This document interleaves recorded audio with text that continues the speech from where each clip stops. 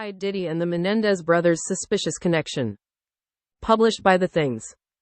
Sean Diddy Combs' case has opened a lot of suspicious Hollywood connections, from Michael Jackson randomly attending his party to some tragic celebrity deaths.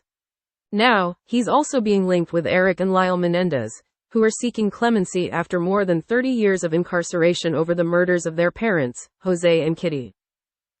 While the connection isn't as close as Diddy's intimate relationships with his former protégés, it still raises red flags about the entertainment industry. Many believe it isn't a coincidence that the music mogul has this association with the Menendez brothers, who claim to have also been sexually abused by their father. Here's a closer look at Eric and Lyle's Hollywood connections. José Menendez worked at RCA Records, where Diddy's mentor Clive Davis also worked. Eric and Lyle's father, José, and Diddy's mentor, Clive Davis, both worked at RCA Records. José was transferred to the records division, where he served as chief operating officer, after becoming the executive vice president of the U.S. operations of its subsidiary, Hertz, at age 35. Clive, credited for Whitney Houston's stardom, was the chairman and CEO of RCA from 2002 to 2008. According to Diddy's former bodyguard, Gene Deal, the rapper's alleged criminal actions are behavior learned from the people that mentored him, including Clive, Andre Harrell, and Russell Simmons. Diddy and the Menendez brothers' cases also share the spotlight as signs of continued awareness of sexual abuse. While psychologist Jennifer Freyd told USA Today that there is still a long way to go, she stated, "I do see progress over the past 3 to 4 decades, and I am optimistic it will continue." Here's a side-by-side comparison of Diddy's case and Eric and Lyle's abuse claims against their father. Charges against Diddy. The Menendez brothers' sexual abuse claims in court.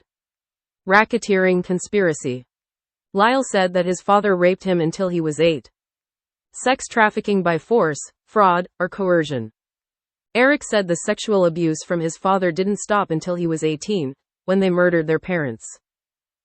Transportation to engage in prostitution. Eric and Lyle testified that the latter confronted their parents about the abuse. Their mother knew about it but didn't do anything. The brothers feared that their dad would kill them, leading to their defense of imperfect self-defense.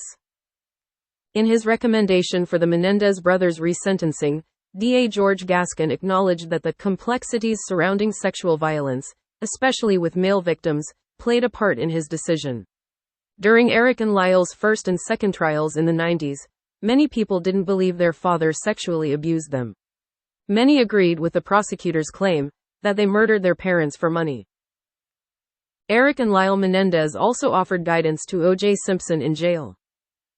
The Menendez brothers got to meet O.J. Simpson in jail during his trial for the murders of his ex-wife, Nicole Brown Simpson, and her friend Ronald Goldman. But that wasn't the first time Eric and Lyle met the football star, who died in April. The three of them first met in the mid-1970s. At that time, José helped O.J. get an endorsement deal with Hertz. José and O.J. became friends, with the latter playing catch with Eric and Lyle in the Menendez's backyard. The athlete also gifted the brothers some signed footballs. O.J. Simpson came over to our house several times, Lyle told People in 2017. "I certainly never thought that we'd be later meeting in prison, facing murder charges. That's for sure." After over a decade, just a few months before Kitty and José's murders, Lyle and O.J. ran into each other again in Los Angeles. The former was with his tennis teammate from Princeton University. The next and last time they saw each other was in jail, where Eric and Lyle advised O.J. about handling his time behind bars. "We were able to talk quite a bit," Lyle shared. As it turned out, they shared the same attorney meeting room and were housed in the same area. Eric was in the next cell to O.J.'s at that time. Lyle said the two had touching conversations, with his brother writing a letter of encouragement to the Naked Gun star. "When you cry, remember those tears," Eric wrote. "Hold them because you're crying for your children, you're crying for everything you're losing." Lyle also advised O.J. to admit guilt. "I told him I thought the public would understand," he said, per Robert Rand's 2018 book The Menendez Murders. "I expressed my concern that lawyer Robert Shapiro wouldn't let him tell the truth. I said I knew it obviously wasn't planned and that he had snapped in the heat of passion." Reflecting on the impact of O.J.'s case on their sentencing, Eric said, "Because this verdict was so shocking, There was this sense an extreme injustice had happened and now we're gonna have to right it with every defendant that comes up. We were the next defendant. Hollywood may have helped Eric and Lyle Menendez's resentencing.